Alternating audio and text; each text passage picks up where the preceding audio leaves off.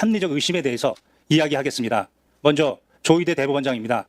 이번 전원합의체 판결 2025도 4697 이 전원합의체 판결의 재판 과정에서의 헌법과 법률 위반을 이야기하는 겁니다. 그 전원합의체 판결의 평이나 합의 내용, 어떤 대법관이 어떤 이야기를 했느냐 이것을 문제 삼는 것이 아닙니다. 이 사안에서 가장 중요한 것은 2025년 4월 22일 대법원 2부 소부에 배당은 됐습니다.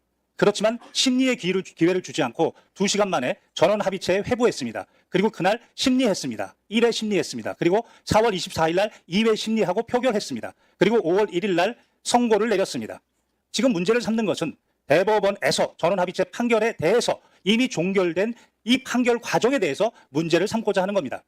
박범계 의원께서 공개한 것처럼 그리고 대법원 인터넷에 공개된 것처럼 문제가 되는 것은 바로 2025년 4월 22일 이전의 행적입니다. 즉 2025년 3월 31일 날 조희대 대법원장은 이 사건을 배당 전에 다른 사건 재판부를 지정했습니다. 즉 배당 전에 미리 심리를 하게 한 겁니다. 그리고 4월 22일 2부에 배당하기 전에 미리 전원합의체 심리 지정을 직권으로 했습니다. 이 두 부분에 대한 문제점을 말씀드리겠습니다. 먼저 대법원 2부에는 4월 22일 오전에 배당이 됐습니다. 배당이 되면 헌법 102조 1항에 따라 소부를 둘 수 있고 법원 조직법 7조 1항에는 3분의 2 이상의 대법관의 전원합의체로 합니다. 그러나 단서에 3명 이상이 소부에 배당이 되면 먼저 심리한다고 했습니다. 먼저 심리한다는 것이 원칙입니다.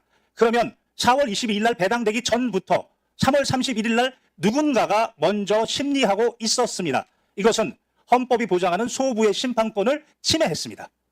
그리고 소부는 먼저 심리를 하다가 4가지 사유, 다시 말해서 명령규칙이 헌법에 위반됐는지, 명령규칙이 법률에 위반됐는지, 지금 해당 대법원 판결을 변경해야 되는지, 아니면 소부에서 심리하는 게 부적당한지 이렇게 심리를 한 다음에 전원합의체에 회부하는 겁니다.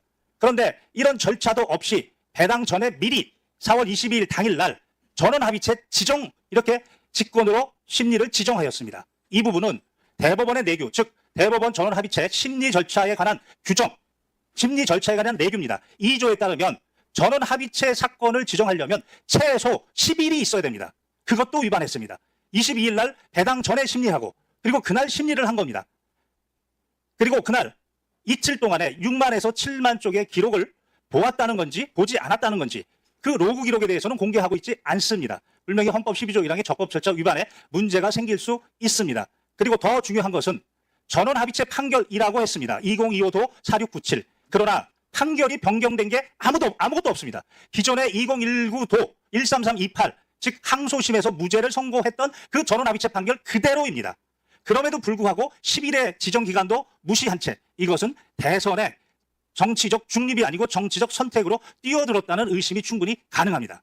또한 헌법 103조 4항에는 대법원과 각급 법원의 조직은 직무 범위까지입니다. 법률로 정한다고 했습니다. 즉 이 법률이 형사소송법 383조입니다. 여기에는 법률심을 하라고 했습니다. 그런데 항소심에서 김문기의 발언은 그것은 안다 모른다 의견이다라는 것을 그것은 사실이다. 그리고 허위사실이다. 이렇게 사실심리를 했습니다. 그리고 백현동 발언에 대해서는 그것은 구체적 사실이 아니고 항소심의 경우에는 구체적 사실이 아니고 다소 과장된 표현 의견이다를 대법원에서 사실이고 허위사실이라고 명시적으로 사실심 판단을 했습니다. 이것은 383조 4호에 사형, 무기 10년 이상의 선고가 아니면 절대로 사실심 심리를 할 수 없습니다. 이와 같이 구체적으로 조희대 대법원은 헌법과 법률의 위반의 사항이 구체적 사항이 있습니다. 그렇다면 헌법 61조 1항에 따라 국회는 국정감사나 조사를 할 수 있고 그때 증인으로 부를 수 있습니다. 그래서 그것을 국회법 129조 1항에서 국정감사에 대해서 증인 요구할 수 있는 것이고 그리고 오늘은 121조 5항에 따라 그 특정 사항에 대해서 증인 요구를 한 겁니다. 이렇게 되면 증감법 2조에 따라 출석 의무가 생기고